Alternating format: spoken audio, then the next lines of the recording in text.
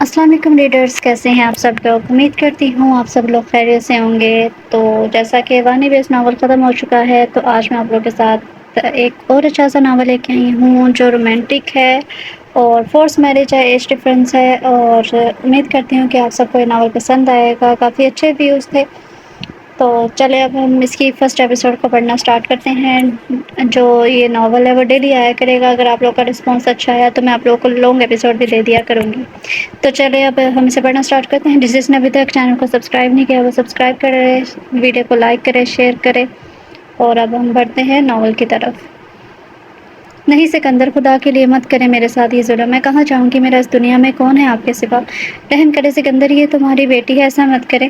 اپنی 2 دن کی بیٹی کو سینے سے لگا اس شخص سے رحم کی بھیک مانگ رہی تھی۔ کیا بیٹی پیدا کرنا اس کا جرم تھا؟ بیٹیاں تو اللہ کی رحمت ہوتی ہیں۔ پھر وہ کیسا ظالم شخص تھا جو بیٹی پیدا کرنے کے جرم میں اپنی بیوی کو طلاق دے رہا تھا؟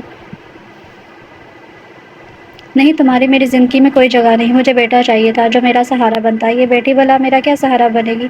تم مجھے ایک بیٹا نہیں دے سکی، اس لیے تمہارا میری زندگی میں کوئی جگہ نہیں ہے۔ اس لیے میں سکندر مرزا اپنے پورے ہوش و حواس میں تمہیں طلاق دیتا ہوں، طلاق دیتا ہوں، طلاق دیتا ہوں۔ اس سے پہلے وہ زمین بوس ہوتی، 2 مہربان بازو نے اسے تھام لیا تھا۔ یہ ایک ہسپتال کا منظر تھا جہاں وہ آپریشن تھیٹر کے سامنے بینچ پر بیٹھے کسی غیر مرئی نقطے پر نظریں جمائے گہری سوچ میں تھا۔ سامنے اس کے عزیز بابا جان کا آپریشن چل رہا تھا، جن کا کندھے پر گولی لگی تھی۔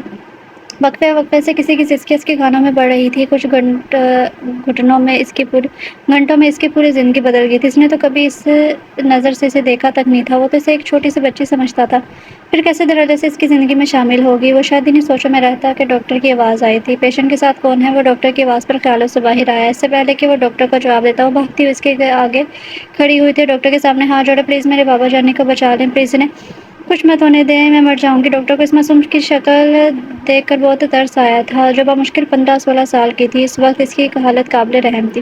جی میں ہوں ان کا بیٹا، بتائیے بابا کیسے ہیں، وہ ٹھیک تو ہے نا؟ اس سے پہلے کہ وہ روتے روتے بے ہوش ہو جاتی، اس نے اسے کندھوں سے تھام لیا تھا۔ ڈاکٹر سے اپنے بابا کی کنڈیشن کا پوچھنے لگا۔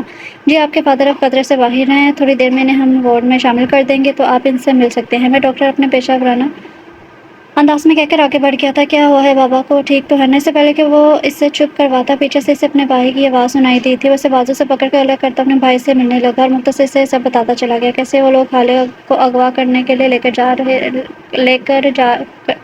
اغوا کر کے لے کر جا رہے تھے، لیکن بابا کے ہوتے ہوئے یہ ممکن نہ تھا، تو ان لوگوں نے عالم صاحب پر گولی چلا دی۔ یہ تو ان کی خوش قسمتی تھی کہ گولی ان کے کندھے کو چھو کر گزر گئی، اور اسی وقت روحان وہاں پہنچا تو سب ڈر کے بھاگ گئے تھے۔ اس نے بر وقت عالم صاحب کو ہسپتال پہنچا دیا۔ اس بیچ وہ اپنے اور خالہ کے نکاح والی بات کو گول کر گیا تھا، کیونکہ وہ نہیں چاہتا تھا کہ اس کے بھائی اور باپ کے بیچ مزید غلط فہمی آئے۔ سب سن کر سرحان نے اپنی مٹھیاں بھیج لی تھی، اسے اپنا غصہ کنٹرول کرنا مشکل ہو گیا تھا، لیکن یہ وقت جذبات میں آ کر کچھ بھی کرنے کا نہیں تھا، صبر سے کام لینے کا تھا۔ اس لیے تو آنے والا وقت ہی بتانے والا تھا کہ یہ صبر کیا طوفان لانے والا ہے۔ 2 کمروں کے چھوٹے سے اس مکان میں اس وقت بریانی کی خوشبو ہر جگہ پھیلی ہوئی تھی۔ ایک خاتون چھوٹے سے کچن میں بڑے مصروف سے انداز میں ہاتھ چلا کر فون کی گھنٹی نے اپنی جانب متوجہ کیا تھا۔ وہ ہاتھ پہنچ کر فوراً موبائل لینے کمرے کی طرف بھاگی تھی۔ جیسے ہی ان کی نظر موبائل پر نظر آتے نام پر پڑی، اس کے چہرے پر مسکراہٹ آ گئی، فوراً کال اٹھا لی۔ السلام علیکم، کیسی ہو؟ دوسری طرف سے انہیں آواز سنائی دی تھی، میں ٹھیک ہوں، تم کیسی ہو؟ تمہیں تو میری یاد ہی نہیں آتی، انہوں نے شکوہ کیا تھا۔ دوسری طرف سے نہ جانے کیا کہا گیا، وہ مسکرانے لگی۔ جی میں انتظار کروں گی، اللہ حافظ۔ انہوں نے فون رکھ دیا تھا، خوشی ان کے انگ انگ سے ظاہر ہو رہی تھی، آخر وہ وقت بہت قریب تھا جس کے لیے اتنے سال کا انتظار کیا تھا انہوں نے۔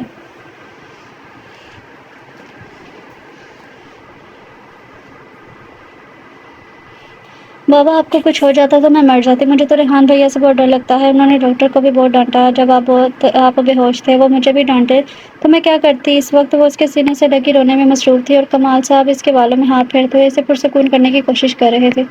نہیں روتے، میری خالہ تو بہت بہادر ہے اور ہاتھ سے ڈرنے کی ضرورت نہیں ہے، وہ تو میری خالہ سے بہت پیار کرتے ہیں نا۔ نہیں، وہ مجھے بالکل اچھے نہیں لگتے، ہر وقت گھورتے رہتے ہیں، بس مجھے ان سے کوئی بات نہیں کرنی، آپ جلدی سے ٹھیک ہو جائیں ورنہ ہم ہو جائیں، پھر ہم گھر چلیں گے۔ وہ جو اندر جانے ہی لگا تھا، اس کی آواز پر رک گیا تھا۔ اس نے اس پر غصہ کیا تھا، اسے یاد کرنے پر بھی یاد نہ آیا تھا، اسے جھڑکتے ہوئے اندر بڑھ گیا تھا۔ آپ کی شکایتیں اگر ختم ہو گئی ہوں تو برائے مہربانی بابا سے اپنا بوجھ ذرا کم کر لیجیے، کیونکہ گولی ان کو لگی ہے، اگر آپ کو یاد ہو تو۔ وہ جو ابھی اور شکایتیں کرنے کے موڈ میں تھی، ایک دم سے ہڑبڑا کر کمال صاحب سے دور ہوئی تھی، اور اس کی طرف نظر اٹھا کر دیکھنے کی ہمت نہیں ہوئی تھی۔ بھائی میری بیٹی کو ڈانٹنا بند کرو تم۔ ہاں نا بابا، ہم نے تو ان کے بارے میں کچھ بھی نہیں کہا۔ اس سے پہلے کہ وہ بابا کو کچھ کہتا، وہ اپنی صفائی دینے لگی۔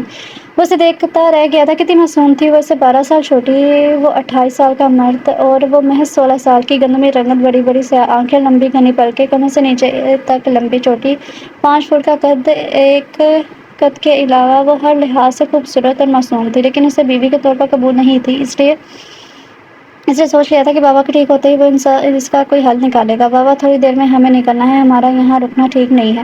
میں نے ڈاکٹر سے بات کر لی ہے اور ایک میل نرس کا بھی انتظام کر لیا ہے، جو آپ کے ٹھیک ہونے تک ویلی میں ہی رہے گا۔ عالم صاحب نے اس بات میں سر ہلا دیا تھا۔ انا بیٹا بس کرو اب، اور کتنا پڑھنا ہے؟ آنکھیں دیکھی ہیں تم نے؟ اپنی نیند پوری نہ ہونے کی وجہ سے ہلکے پڑ گئے ہیں، اتنی محنت مت کرو میری جان۔ امی کچھ نہیں ہوتا مجھے، آپ کیوں پریشان ہوتی ہیں؟ اس کے پاس فیملی کے نام پر بس ایک ماں ہی تو تھی، وہ ان کے لیے دن رات محنت کر رہی تھی تاکہ ان کا علاج کروا سکے۔ انا نے جب سے ہوش سنبھالا تھا اپنی ماں کو محنت کرتے دیکھا تھا، انہوں نے اسے پڑھایا لکھایا، اس کی ہر خواہش پوری کی۔ چھوٹا سا گھر بھی ان کو محنت کا ثمر تھا۔ وہ ماں بیٹی ایک دوسرے کی سنگت بہت پرسکون زندگی گزار رہے تھے، لیکن ان کی زندگی میں بھونچال تب آیا جب 3 سال پہلے رائمہ بیگم کو دل کا دورہ پڑا۔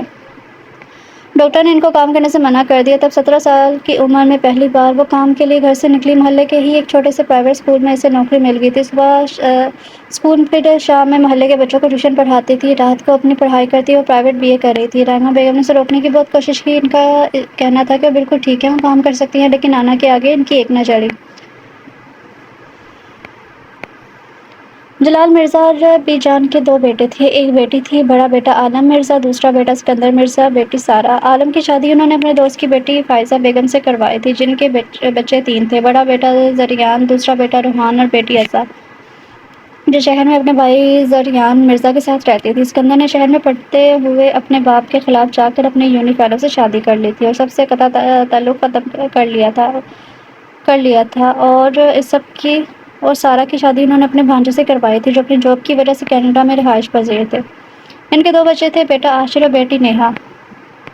عالم صاحب نے ہسپتال سے گھر آ کر سب کو روحان اور حالے کے نکاح کے بارے میں بتا دیا۔ اس وقت یہ ضروری تھا جس طرح وہ لوگ حالے کو اغوا کرنے کی کوشش کر رہے تھے۔ اگر عالم صاحب نہ ہوتے تو شاید وہ اپنی کوشش میں کامیاب بھی ہو جاتے، اس لیے اسے کسی مضبوط ہاتھوں میں سونپنا ضروری تھا، اور ان کے لیے روحان سے بڑھ کر حالے کے لیے کوئی بہتر ہو ہی نہیں سکتا تھا۔ ان کو پتا تھا ان کا بیٹا اپنی جان تو دے دے گا، مگر حالے کی جان اور عزت پر خروش میں آنے نہیں دے گا۔ بی جان کی تو خوشی سے پاؤں زمین پر نہیں ٹک رہے تھے، یہ تو ان کی دیرینہ خواہش تھی جو بن مانگے پوری ہو گئی تھی، لیکن فائزہ بیگم پریشان ہوئی تھی، کیونکہ اپنے بیٹے کے دل کی حالت سے واقف تھی۔ حالے کو ہمیشہ اپنے پاس رکھنا تو ان کی بھی خواہش تھی، انہوں نے روحان سے ذکر بھی کیا تھا، لیکن وہ تو سنتے ہی پتے سے اکڑ گیا تھا۔ اس کا کہنا تھا وہ کسی اور کو پسند کرتا ہے، اور اگر نہیں بھی کرتا تب بھی حالے سے کبھی نہیں کرتا، وہ اسے چھوٹی بہن سمجھتا ہے، ایسا سوچ بھی نہیں سکتا۔ یہ سن کر انہوں نے اپنی خواہش دل میں ہی دبا لی۔ آج جب یہ خواہش پوری ہوئی تو ڈر گئی تھی آنے والے حالات سے۔ اس وقت سب ڈائننگ ٹیبل پر بیٹھے ہوئے تھے، کھانا کھا رہے تھے۔ عالم صاحب کی طبیعت پہلے سے بہتر تھی، وہ بی جان کے ساتھ والی کرسی پر بیٹھے ہوئے تھے۔ روحان صبح کا گیا، ابھی تک گھر واپس نہیں لوٹا تھا۔ جب سے نکاح ہوا تھا تب سے حالے کا ان سے ملنا ہی نہیں ہوا تھا، نہ اس سے فرق پڑتا تھا، کیونکہ وہ نکاح کے مطلب سے ہی اچھے سے واقف نہ تھی، نہ وہ سوچنا چاہتی تھی۔ دادا جان بھی 15 دن پہلے ہی اپنی بیٹی سے ملنے کینیڈا چلے گئے تھے، اس لیے عالم صاحب کے بارے میں بھی ان کو کسی نے نہیں بتایا تھا۔ سب ان کو پریشان نہیں کرنا چاہتے تھے۔ اس گھر کے لڑکوں کو سکون کیوں نہیں ملتا؟ گھر پر کہاں آوارہ گردی کرنے نکل گیا ہے روحان؟ اب تو اسے زیادہ گھر میں ہونا چاہیے، بی جان غصے میں بولی تھی۔ ماما پریشان نہ ہو، فون کیا ہے میں نے، کہہ رہا ہے تھوڑی دیر میں آ جائے گا۔ فائزہ بیگم نے اپنی ساس کو بتانا ضروری سمجھا، ورنہ وہ پریشان رہتی۔ ٹھیک ہے بہو، وہ آئے تو ذرا کمرے میں بھیجنا، مجھے اسے ضروری بات کرنی ہے۔ جی اماں ٹھیک ہے۔ میرا بیٹا یہاں کیا کر رہا ہے؟ وہ جو ابھی آفس سے گھر لوٹا تھا، اپنی چھوٹی سی بہن کو سیڑھیوں پر بیٹھے دیکھ کر وہیں اس کے پاس ہی بیٹھ گیا۔ کچھ نہیں بھیا، بس یوں ہی بیٹھی ہوئی ہوں، نظریں اٹھا کر دیکھنے کی زحمت نہیں کی، شاید اپنا غم چھپانے کی کوشش تھی۔ میری گڑیا اداس ہے۔ اس نے کوئی جواب نہیں دیا، وہ اپنی بہن کی خاموشی کا مطلب خوب سمجھ رہا تھا۔ اس نے 2 انگلیوں سے تھوڑی سی پکڑ کے اس کا چہرہ اوپر کیا، سوجھی آنکھیں، لال ناک، وہ سمجھ گیا تھا وہ بہت دیر تک روتی رہی ہے۔ وہ مزید نہیں دیکھ پایا، اسے سینے میں بیچ لیا تھا۔ بھیا میں مر جاؤں گی، میں نے بابا کا دل دکھایا ہے، وہ مجھے کبھی معاف نہیں کریں گے، میں گنہگار ہوں، میں ان کا سامنا نہیں کر سکتی، مجھ سے غلطی ہوگی، مجھے معاف کر دے بھیا، مجھے مار دیں آپ، آزاد کر دیں مجھے اس تکلیف سے، لیکن میں نے جان بوجھ کر کچھ نہیں کیا، مجھ سے غلطی ہوگی، اتنی بڑی سزا مت دیں، سب کو ناراض کیا ہے میں نے۔ وہ روتے ہوئے بول رہی تھی۔ اس نے اسے رونے دیا تھا، وہ چاہتا تھا وہ گٹ گٹ کر نہ رہے، ایک ہی بار رو لے تاکہ اس کا دل ہلکا ہو۔ اس نے اسے روکنے کی کوشش نہیں کی تھی، اسے سینے سے لگائے رکھا تھا۔ جب وہ رو رو کر تھک گئی تو ماتھے پر بوسہ دیا اور اس کا چہرہ وہ سامنے کیا تھا۔ عزا، آپ سے بس ایک غلطی ہوئی، گناہ نہیں، اور مجھے خوشی ہے آپ کو اپنی غلطی کا احساس ہے۔ احساس ہونے پر تو اللہ بھی معاف کر دیتا ہے، سب ٹھیک ہو جائے گا، کوئی آپ سے ناراض نہیں، ہم بہت جلد حویلی جائیں گے، بس اب آپ رونا نہیں ہے، ٹھیک ہے؟ اب چلو جلدی سے، شاباش۔ بھوک لگی ہے، اب مجھے اپنی گڑیا کے ساتھ کھانا کھانا ہے۔ اسے ہلکا پھلکا کر کے اسے کچن کی طرف لیے بڑھ گیا تھا۔ تمہارے ساتھ مسئلہ کیا ہے؟ کیوں بار بار فون کر کے دماغ خراب کر رہی ہو؟ جب نہیں اٹھا رہا فون تو مطلب بات نہیں کرنا چاہتا، آئندہ فون مت کرنا۔ وہ اس وقت گھر پہنچا تھا، گاڑی پارک کی اور چوکیدار کو چابی پکڑا کر اندر کی جانب بڑھ رہا تھا کہ اس کا فون بجا۔ نام دیکھ کر اس کا غصہ مزید بڑھ گیا تھا، اس لیے بنا سلام کیے اسے جھاڑ کر فون ہی بند کر دیا۔ اس وقت بہت تھکا ہوا تھا، بس سونا چاہتا تھا، اس لیے اپنے روم میں چلا گیا، شرٹ اتار کے صوفے پر پھینکی اور اوندھے منہ بیڈ پر لیٹ گیا۔ حالے اٹھو، جاؤ روحان کو بلا کر لاؤ، بولو بی جان بلا رہی ہیں۔ وہ جو زبردستی بی جان کے کہنے پر جاگ رہی تھی، بی جان کے کہنے پر سخت بدمزہ ہوئی تھی۔ بی جان مجھے سونے دیں، میں نہیں جا رہی، اٹھو جاؤ، میں تمہیں گول گپے بنا کر کھلاؤں گی۔ وہ جو سونے لگی تھی جھٹ سے اٹھ کر بیٹھ گئی، فوراً بی جان کے ہاتھ پکڑ لیے۔ پکا بی جان؟ مکر تو نہیں جائیں گی؟ اچھا جلدی وعدہ نہیں کرتی تو اچھا جھلی وعدہ نہیں مکرتی تو جا کر بلا کر لا۔ ان کو پتا تھا وہ گول گپے کے لیے کچھ بھی کر سکتی ہے، لیکن گھر والے اسے زیادہ کھانے نہیں دیتے تھے کہ وہ بیمار نہ ہو جائے۔ وہ بی جان کا وعدہ سنتے ہی رکی نہیں، کمرے سے بھاگتی ہوئی نکلی، روحان کے کمرے میں جا کر سانس لی۔ ابھی ٹھیک سے سانس بھی نہیں لے پائی تھی کہ اسے شرٹلیس دیکھ کر زور سے چیخ ماری تھی۔ وہ جو ابھی نیند میں جانے ہی والا تھا، اس کی چیخ سے نیند پک سے اڑی تھی۔ اس سے پہلے کہ پورا گھر اس کی چیخ سن کر جمع ہو جاتا، ہڑبڑا کر اٹھا اور اس کے منہ پر ہاتھ رکھ دیا۔ وہ جو آنکھیں بند کر کے چیخ رہی تھی، اپنے ہونٹوں اور کمر پر کسی کا لمس محسوس کر کے جی جان سے کام گئی تھی۔ زریان بیٹا، اب تو ناراضگی چھوڑ دو، تمہارے پاپا کو گولی لگی تھی، تم پھر بھی نہ آئے، ایسی بھی کیا ناراضگی؟ میں اپنے گھر کو بکھرتا ہوا نہیں دیکھ سکتی میرے بچے، اب تو لوٹ آؤ۔ ایک عرصہ ہو گیا ہے میں نے اپنے بچوں کو سینے سے نہیں لگایا۔ وہ زریان سے بات کرتے ہوئے ہمیشہ اپنے ہی ایسے ہی اب دیدہ ہو جاتی تھی۔ میری پیاری ڈارلنگ، یار کچھ وقت دیں، ہم آ جائیں گے۔ آپ روٹھی میں بوا بن جاتی ہیں، فوراً رونا شروع کر دیتی ہیں، اب تو دادا جان بھی نہیں ہے، کون آپ کو سینے سے لگا کر آنسو پوچھے گا؟ کیوں مجھ معصوم کو فنا کرنا چاہ رہی ہیں؟ وہ فون کے اس پار سے محسوس کر سکتا تھا اس کی بی جان شرما رہی ہوں گی، اور وہ یہی چاہتا تھا تاکہ وہ ان کے گھر نہ آنے والی بات پر اداس نہ ہو۔ ہٹ بدماش، دادی سے مسخری کرے گا؟ فون رکھ، مجھے نماز پڑھنی ہے، تو بھی نماز پڑھ جا کر۔ اوکے، اللہ حافظ بی جان، اپنا خیال رکھیے گا۔ ہاں الطاف بولو، کیا خبر ہے؟ سر یہ رہی ساری ڈیٹیلز، اس میں سب کچھ مینشن ہے۔ اوکے ابھی تم جاؤ، آگے کا کام میں تمہیں بعد میں سمجھا دوں گا۔ اس کے جانے کے بعد وہ ایک ایک چیز پڑھنے لگا تھا۔ تو یہاں ہو تم، اب تو ملنا ہی پڑے گا، آخر کو میرا سکون برباد کیا ہے تم نے، میرا فرض بنتا ہے تمہاری نیندیں حرام کروں۔ وہ خیالوں میں ہی سے مخاطب ہوا تھا۔ زریان عالم اپنے نام کی طرح کا سحر انگیز پرسنالٹی کا مالک تھا۔ 6 فٹ سے نکلتا قد، ہلکی بیئرڈ، گہری آنکھ، سبز آنکھیں، مونچھوں تلے انابی لب، کھڑی مغرور ناک، پٹھانوں کی طرح سرخ و سفید رنگ روپ، ہلکے براؤن بال ہمیشہ جل سے سیٹ کیے ہوتے تھے۔ وہ ہمیشہ فارمل ڈریس میں ہوتا تھا۔ وہ اپنے دوست اور بھائی کے ساتھ مل کر بزنس کرتا تھا جو باہر ممالک تک پھیلا ہوئی تھی، لیکن وہ کراچی میں رہائش پذیر تھا۔ دوسری طرف روحان عالم اپنے بھائی کی طرح نینوکش، وہی خوبصورتی، وہی قد کاٹ، اس میں فرق تھا تو بس اتنا، روحان کا رنگ روپ گندمی تھا، اس کے گالوں میں پڑتا ڈمپل اسے بہت پرکشش بناتا تھا۔ وہ اپنے باپ کے ساتھ زمینوں کا حساب کتاب کے ساتھ اپنے بھائی کے ساتھ بزنس بھی دیکھتا تھا، اور جب دونوں ساتھ کھڑے ہو جاتے تو لوگ سمجھ نہیں پاتے تھے زیادہ خوبصورت کون ہے۔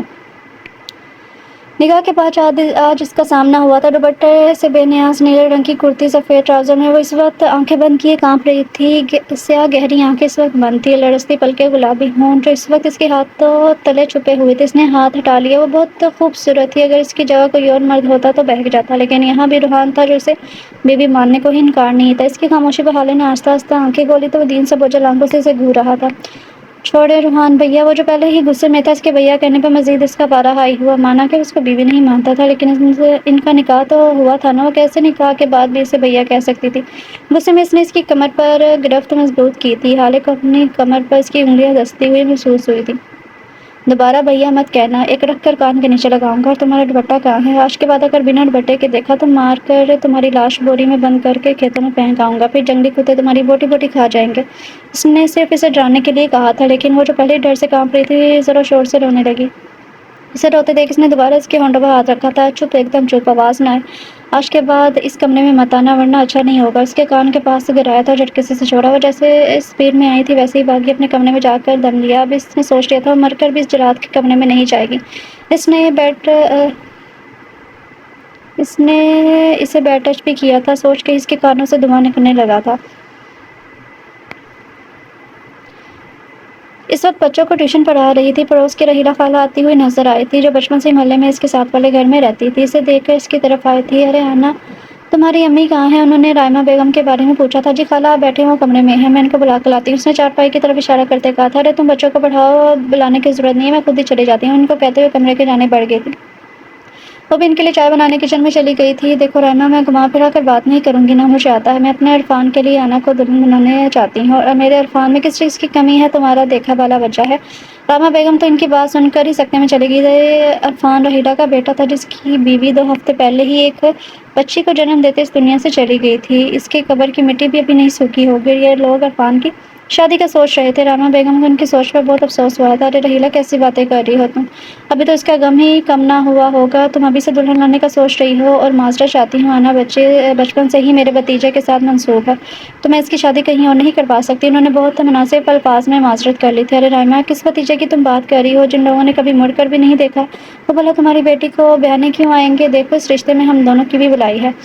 میں اس عمر میں بچی نہیں سنبھال سکتی۔ انا بن ماں کی بچی کو پیار دے گی تو ہم بھی انا کی تمام محرومی کو بھر دیں گے۔ عرفان کی شکل میں تمہیں بیٹا مل جائے گا، تمہارا خیال رکھے گا، تم جب چاہو انا سے مل سکتی ہو، تمہیں اسے دور نہیں بھیجنا پڑے گا۔ تمہاری اکلوتی بیٹی ہمیشہ تمہارے پاس ہی رہے گی۔ اچھے سے سوچ لو، مجھے 2 دن تک جواب دے دینا۔ وہ مزید بھی کچھ کہتی کہ انا چائے لے کر اندر آ گئی تھی۔ وہ دونوں چپ ہو گئے۔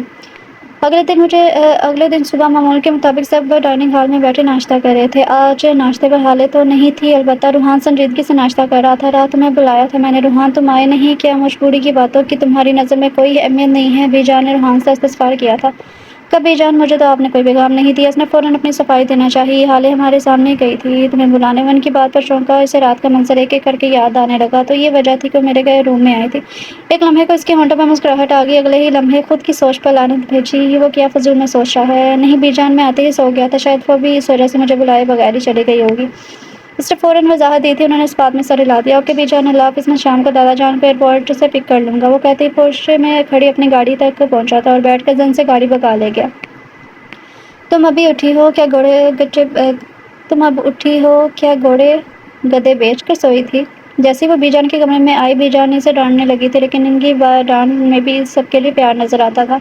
وہ مسکرائے بنا کچھ کہے دادی کی گود میں سر رکھ کر آنکھیں موند کی۔ دادا جان آنے والے تھے، اس لیے فائزہ بیگم کچن میں ملازمین کے ساتھ کھانا بنانے کی تیاری کر رہی تھی۔ اس وقت وہ دونوں ہی اپنی اپنی سوچوں میں مصروف تھے۔ ایک کو بیٹی کے بہتر مستقبل کی فکر تھی تو دوسری طرف اپنی ماں کی زندگی کے بارے میں سوچ رہی تھی۔ وہ رحیلہ بیگم کی بات لفظ پہ لفظ سن چکی تھی اور اپنی ماں کا انکار بھی۔ وہ جانتی تھی وہ جتنی بھی محنت کر لے اپنی ماں کا بہتر علاج نہیں کروا سکتی۔ اس کی تعلیم بھی کم تھی تو اسے کسی اچھی کمپنی میں نوکری بھی نہیں ملتی۔ وہ اپنی ماں کی بیماری کی وجہ سے وہ زیادہ دیر گھر سے باہر رہ بھی نہیں سکتی تھی۔ ہر وقت دل میں ڈر سا بیٹھا رہتا تھا، اس لیے اسے عرفان اپنے لیے بہتر لگا تھا۔ اس کی 2 دکانیں تھیں جس سے اچھی آمدنی ہو جاتی تھی۔ ہاں، وہ شراب پیتا تھا اور اسے آتے جاتے تنگ بھی کرتا تھا۔ وہ تو اسے بہت پہلے ہی آفر کر چکا تھا جب اس کی بیوی زندہ تھی کہ اسے شادی کر لے تو وہ اس کی ماں کی علاج کا سارا خرچہ اٹھائے گا، لیکن وہ ہمیشہ راستہ بدل لیتی، لیکن آج وہ اس کے بارے میں سوچنے پر مجبور ہو گئی تھی۔ اگر وہ عرفان سے شادی کرے گی تو وہ ہمیشہ اپنی ماں کے آس پاس رہ سکتی ہے، اس کا علاج کروا سکتی ہے، اسے اپنی ماں کی زندگی کے لیے سب کرنا تھا۔ اور جو اس کی ماں چاہتی تھی، مر کر بھی ان لوگوں سے رابطہ نہیں کرنا چاہتی تھی۔ ان لوگوں نے اس کی ماں کو در بدر کی ٹھوکریں کھانے پر مجبور کیا۔ اس وقت وہ دونوں رات کا کھانا کھا رہی تھی۔ وہ پچھلے 2 دن سے انتظار کر رہی تھی کب اس کی ماں عرفان کے رشتے کی بات کرے اور وہ حامی بھر لے، لیکن آج تیسرا دن تھا، انہوں نے ذکر تک نہیں کیا تھا۔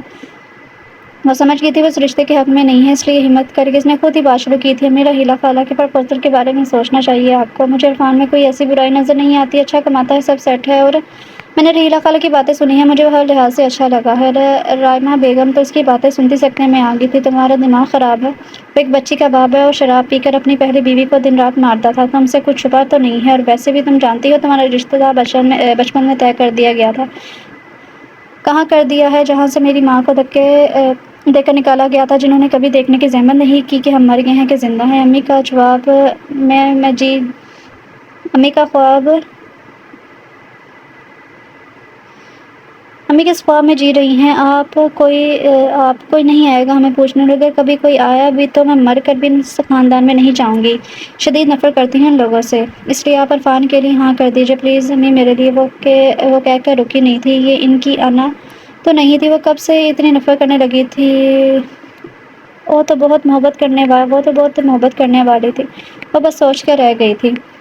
ابھی بھی باہر کوئی آیا ہے؟ جی کہہ رہا ہے زریان صاحب نے بھیجا ہے، آپ کو کوئی فائل دینی ہے۔ وہ کالج کے لیے تیار ہو رہی تھی، ریشمہ ملازمہ نے اسے اطلاع دی تھی۔ تھوڑی دیر پہلے ہی اسے زریان کی کال آئی تھی کہ ایک فائل آئے گی جسے اس نے لا کر سنبھال کر رکھنی ہے۔ وہ ان کے پیچھے ہی ڈائننگ روم میں آئی تھی تو سامنے ہی ایک خوبصورت نوجوان بیٹھا ہوا موبائل میں مصروف تھا، جو شکل سے انگریز معلوم ہو رہا تھا۔ السلام علیکم، اس نے سلام کیا۔ وہ جو موبائل میں نظریں تھامے بیٹھا تھا، نظر اٹھا کر دیکھا تو نظریں پلٹنے سے انکاری ہو گئی۔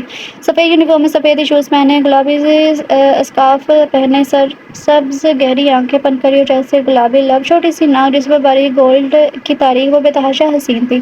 حضرت اس اجنبی کی آنکھوں سے ہی پریشان تھی جو اس کا جائزہ لینے میں مصروف تھا۔ اس کی نظروں سے گھبرا کر اس نے ماتھے سے اسکارف نیچے کیا۔ اسے گھبراتے دیکھ کر اس نے فوراً نظروں کا زاویہ بدلا تھا۔ حضرت نے دوبارہ سلام کیا کہ شاید اس نے سنا نہ ہو۔ اس بار اس نے شرافت سے سلام کا جواب دیا، ہیلو مائی سیلف دلشیر خان۔ یہ پیاری لڑکی یقیناً زریان کی سسٹر ہے، اس نے اپنے تعارف کے ساتھ پوچھنا ضروری سمجھا۔ وہ تو پیاری لڑکی کہنے پر ہی گھبرا گئی تھی، جلدی سے ہاتھ آگے کر دیا اور مسکرا کر اس کا ہاتھ تھامنے ہی لگا تھا کہ اذان نے فوراً ہاتھ پیچھے ہٹا لیا۔ وہ تو اپنی ہی حرکت پر شرمندہ ہو گئی تھی۔ جو دینے آئے ہیں وہ دیجیے، اس نے دھیمے سے لہجے میں کہتے ہاتھ بڑھانے کا مقصد بیان کیا تھا۔ اس کے گھبرانے پر دلشیر کے ہونٹوں پر مسکراہٹ بکھری تھی، جس نے لب بیچ کے روکنے کی کوشش کی اور خاموشی سے فائل آگے بڑھا دی۔ اوکے بائے، پھر ملیں گے۔ جاتے جاتے بھی وہ اسے خوب تک رہا تھا۔ آج بھی رحیلہ بیگم جواب لینے آئی تھی تو رائمہ بیگم نے مثبت جواب دیا تھا۔ آنا نے ان کے لیے کوئی راستہ چھوڑا ہی نہیں تھا۔ انہوں نے بہت کوشش کی ان لوگوں سے رابطہ کرنے کی، مگر نہیں ہو سکا۔ آخر میں مجبور ہو کر انہوں نے اپنی بیٹی کے آگے ہتھیار ڈال دیے تھے، شاید قسمت میں یہی لکھا ہوا تھا۔ بہت اچھا فیصلہ کیا ہے تم نے، اسی جمعے کو سادگی سے نکاح کروا کر لے جاؤں گی میں، جس میں صرف گھر کے ہی لوگ شامل ہوں گے۔ تمہیں کوئی اہتمام کرنے کی بھی ضرورت نہیں ہے، ہم سب کر لیں گے۔ تم شام کو میرے ساتھ چلنا ذرا نکاح کا جوڑا لینے، تم اس کی پسند بہتر جانتی ہو۔ ابھی میں چلتی ہوں، سب کو خوشخبری سنانی ہے۔ پیچھے وہ خاموش بیٹھ گئی تھی اور کوئی چارہ بھی تو نہیں تھا۔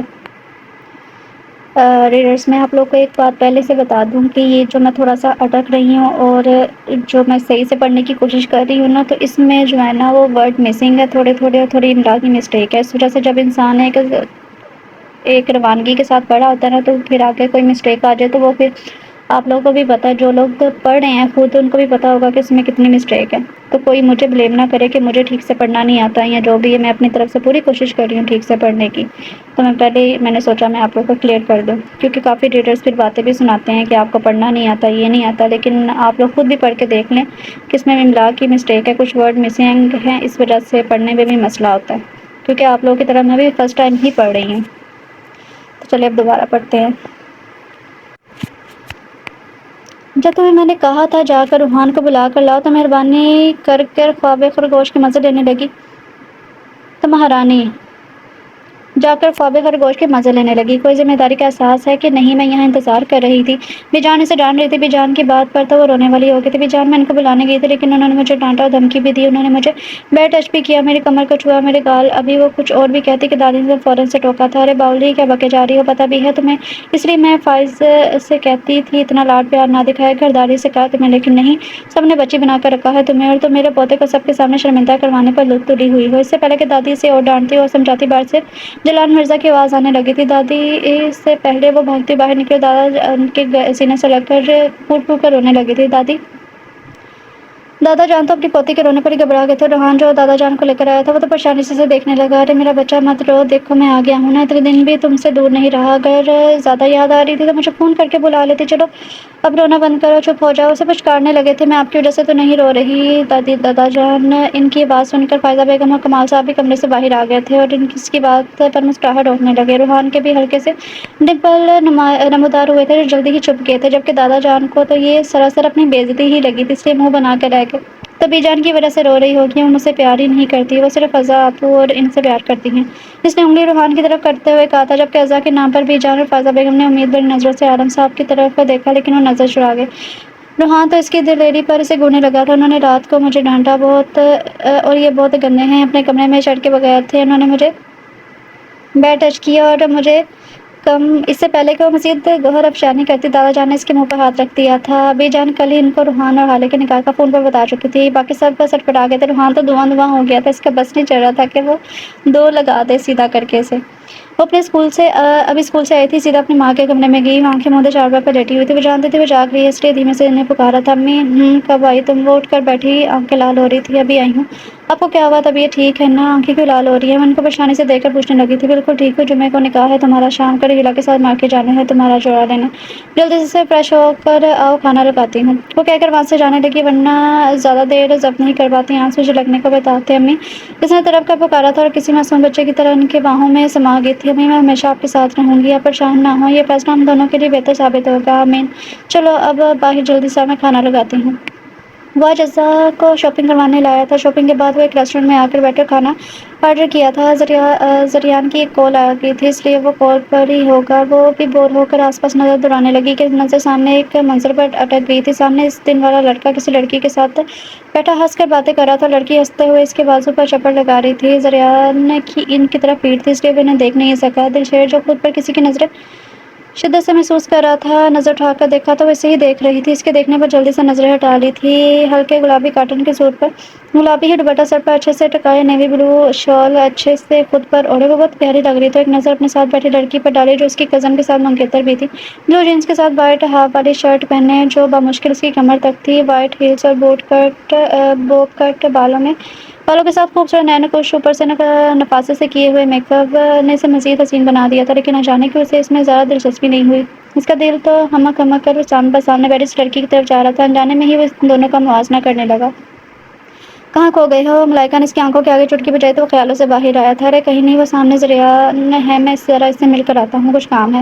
ارے رکو، میں بھی چلتی ہوں تمہارے ساتھ، اس نے کہا، لیکن وہ انسنا کر کے آگے بڑھ گیا تو وہ بھی اس کے پیچھے آ گئی۔ ہیلو بڈی، یہاں کیسے ہو تم؟ اس نے زریان کے کندھے پر ہاتھ رکھا تھا۔ میں اجزا کو شاپنگ پر لے کر آیا تھا تو سوچا ڈنر کر کے چلتے ہیں، لیکن تم یہاں کیسے؟ وہ اس سے بغل گیر ہوتے ہوئے پوچھنے لگا کہ سامنے سے ملائکہ نظر آئی، جس نے آتے ہی زریان سے ہاتھ ملایا تھا۔ ہم بھی ڈنر کے لیے آئے تھے، دلشیر نے جواب دیا، جبکہ اجزا تو ایسے بیٹھی تھی جیسے اس کے علاوہ وہاں کوئی اور موجود ہی نہ ہو۔ اجزا، زریان نے اسے پکارا تھا، اس کے پکارنے کا مقصد سمجھ کر فوراً سے کھڑے ہو کر ان کو سلام کیا، البتہ ہاتھ بڑھانے کی غلطی اس نے دوبارہ نہیں کی، بچہ چھوڑا آدمی کہیں پکڑ ہی نہ لے۔ زریان نے ان دونوں کا تعارف کروایا، اجزا یہ میرا دوست دلشیر ہے اور یہ ان کی منگیتر پلس کزن ہے، اور یہ میری چھوٹی بہن اجزا عالم ہے، اسٹڈیز کی وجہ سے میرے ساتھ ہی یہی رہتی ہے۔ تعارف کے بعد اس نے دونوں کو بھی اپنے ساتھ ڈنر پر روک لیا تھا اور دلشیر تو جیسے اسی کے انتظار میں خوشی خوشی بیٹھ گیا تھا، جبکہ ملائکہ کا موڈ خراب ہو گیا۔ وہ دلشیر کے ساتھ اکیلے میں ٹائم اسپینڈ کرنا چاہتی تھی۔ پچھلے ایک مہینے سے وہ اس سے ملنے کے لیے فورس کر رہی تھی، لیکن آج جا کر وہ ماننا اور اس کا سارا موڈ خراب ہو گیا تھا۔ تب تک اس کا آرڈر بھی آ گیا تھا تو وہ کھانا کھانے لگے، لیکن دلشیر نے نوٹ کیا اجزا اس کی موجودگی میں کمفرٹیبل نہیں تھی، بار بار پہلو بدل رہی تھی، اس لیے جلدی جلدی وہ الوداعی کلمات ادا کر کے باہر نکل آئے تھے۔ اس نے کمرے کی ہر چیز تہس نہس کر دی تھی، کوئی ایک چیز بھی اپنی صحیح جگہ پر سلامت نہیں تھی۔ کیسے وہ دونوں بھائی ایک بار پھر اسے مات دے گئے تھے۔ اس کو جب سے حالے اور روحان کے نکاح کا پتہ چلا تھا غصے سے پاگل ہو رہا تھا، اس کا بس نہیں چل رہا تھا کہ مرزا خاندان کے ہر فرد کو تڑپا کے مارے۔ پہلے زریان نے اس کے بنے بنائے پلان پر پانی پھیر دیا اور اب روحان نے اس کی سالوں کے محنت پر پانی پھیر دیا تھا۔ وہ نفرت کرتا تھا مرزا خاندان کے لوگوں سے، وہ ہر ایک شخص کو تڑپتے ہوئے دیکھنا چاہتا تھا۔ اس نے سوچ لیا تھا کہ اب سامنے سے کھیلے گا، بہت شرافت کا ڈرامہ کر لیا، اب اسے اپنے انتقام کے لیے کسی بھی حد تک جانا تھا۔ جلدی سے فائزہ بیگم آگے آئی اور حالے کو زبردستی سے پکڑ کر اپنے کمرے میں لے گئی تھی۔ روحان نے شکوہ کرنا نظروں سے اپنے باپ کی سمت دیکھا، یہی بچی ملی تھی آپ کو میرے لیے، بہت غلط کیا آپ نے بابا، میرے ساتھ خوش تو بہت ہوں گے آپ مجھے ذلیل ہوتا دیکھ۔ اس نے غصے سے عالم صاحب کو کہا تھا، جب تمہیں پتا تھا بچی ہے تو کس نے کہا تھا اب اسے تنگ کرو، صبر نہیں ہو رہا تھا تمہارے سے، انہوں نے جلتی بدیل کا کام کیا تھا، ان کی بات پر تو اندر تک جل گیا تھا، اس کا بس نہیں چل رہا تھا اس بچی کو جا کر دو رکھ کر لگائے، سب کے سامنے ذلیل کر کے رکھ دیا تھا۔ غصے میں وہ حویلی سے ہی باہر نکل گیا۔ آج اس کا نکاح تھا، محلے کی ہی ایک لڑکی صبح سے مہندی لگا کر گئی تھی، وہ اپنے ہاتھوں میں لگی مہندی کو غور سے دیکھ رہی تھی جس کا رنگ بہت گہرا تھا۔ باہر وہ بہت پرسکون تھی، لیکن اس کے دل میں ایک شور تھا کہ بے چینی تھی۔ وہ تو پہلے ہی اس کی گندی نظروں سے تنگ تھی، لیکن اب تو نکاح کے اس دسترس میں جانے والی تھی۔ وہ بہت خوف زدہ تھی، لیکن اپنی ماں کے لیے اسے یہ سب کرنا تھا۔ وہ خیالوں میں اس قدر گم تھی کہ اسے خبر ہی نہیں ہوئی کب رحمہ بیگم اس کے ساتھ آ کر بیٹھ گئی تھی۔ کیا سوچ رہی ہے میری گڑیا؟ انہوں نے پیار سے پوچھا۔ اس نے چونک کر ان کی طرف دیکھا جو پہلے کی طرح اداس نہیں لگ رہی تھی۔ امی آپ مجھ سے ناراض تو نہیں ہیں؟ اس نے اپنی ماں کے ہاتھوں کو تھام کر پوچھا تھا۔ انہوں نے اس کے چہرے کو ہاتھوں کے پیالے میں بھرا تھا۔ کیا میں کبھی اپنی انا سے ناراض ہو سکتی ہوں؟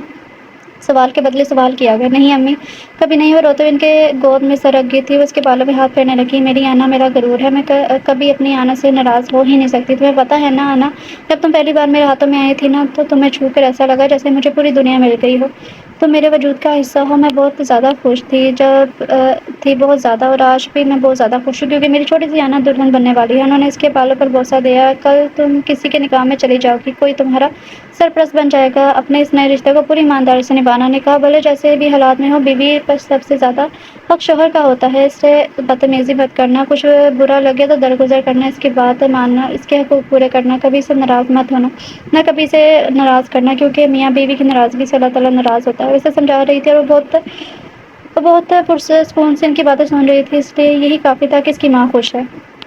وہ دلہن بنی آئینے کے سامنے خود کو دیکھ رہی تھی، دلہن بنی اپسرا ہی لگ رہی تھی۔ آف وائٹ کلر کی میکسی، جس کے گلے اور بازو پر باریک رنگ کا خوبصورتی سے کام کیا ہوا تھا، نفیس گولڈ کی جویلری سیٹ پہنے، ہلکے سے نفاست سے کیے گئے میک اپ میں وہ بہت خوبصورت لگ رہی تھی۔ اس کے جسم پر سجی ہر چیز لاکھوں میں تھی۔ کیا عرفان اتنا امیر ہو گیا؟ اسے امید نہیں تھی وہ اس پر اتنا خرچہ کرے گا، لیکن اسے خوشی بھی ہوئی۔ اس کی امید بڑھ گئی کہ وہ اس کی ماں کا علاج کروائے گا۔ میم، آپ کے ہونے والے ہسبینڈ آپ کو لینے آئے ہیں، باہر گاڑی میں آپ کا ویٹ کر رہے ہیں۔ پارلر والی نے آ کر اسے انفارم کیا تھا، کچھ گھنٹے پہلے ہی رانا بیگم سے پارلر چھوڑ کر گئی تھی۔ وہ آنا تو نہیں چاہتی تھی، لیکن ان کی خوشی کے لیے مان گئی۔